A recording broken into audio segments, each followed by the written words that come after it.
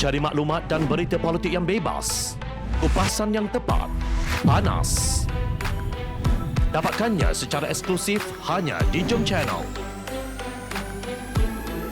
Komitmen kami, pentasan berita Isnin hingga Jumaat. Berbicara dan isu semasa, kami garapkan secara langsung. Panel-panel berkaliber dan profesional. Interaktif, pandangan anda kami raikan. Jangan lupa bersama kami di setiap hujung minggu dalam edisi khas mingguan. Jom Channel, moving forward, sharing a new experience.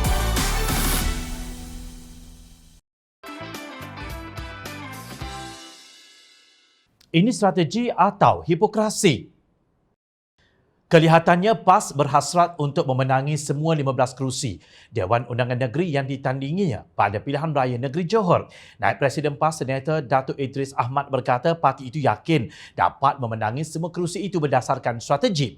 PAS ada strategi sendiri. Jentera kita sedang bekerja keras di lapangan bagi membolehkan calon-calon PAS yang bertanding mampu menyumbangkan kemenangan dalam PRN Johor.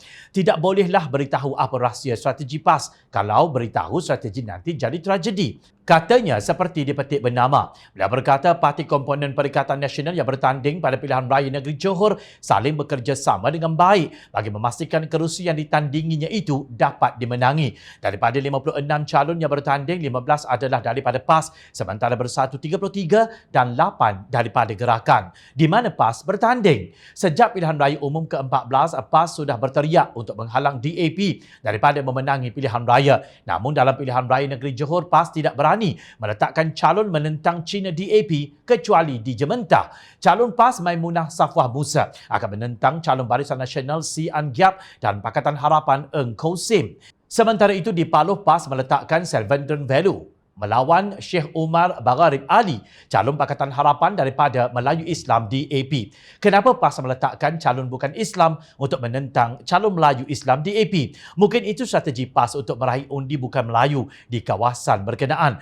Selain itu, Perikatan Nasional menyerahkan semua kerusi yang ditandingi oleh DAP bukan Melayu kepada Gerakan. Mungkin itu juga strategi PAS. Soalan saya, kenapa PAS tak letak calon Melayu di situ untuk lawan Cina? Kenapa PAS serah kepada Bersatu atau Gerakan di situ untuk letak calon Cina juga? Di Sarawak, PAS mahu rakyat Sarawak tolak Cina. Di Semenanjung, PAS serah kerusi kepada calon Cina. Come on lah. Kalau ini bukan hipokrasi politik, ini apa? Munafik haraki. Soal pengarah Hal Ehwal Syariah Amanah Ustaz Zulkarnain Abidin dalam hantaran di Facebook beliau. Bila menyindir PAS yang tidak berani meletakkan calon di Dewan Undangan Negeri yang ditandingi DAP pada pilihan raya negeri Johor. Satu ketika PAS nak lawan DAP tapi tak letak calon untuk lawan semua calon DAP. Satu ketika tak mahu bagi kepada Cina tapi serah kerusi kepada Rakan untuk letak calon Cina. Sindirnya, adakah ini juga strategi rahsia PAS? Kenapa PAS tidak berani meletakkan calon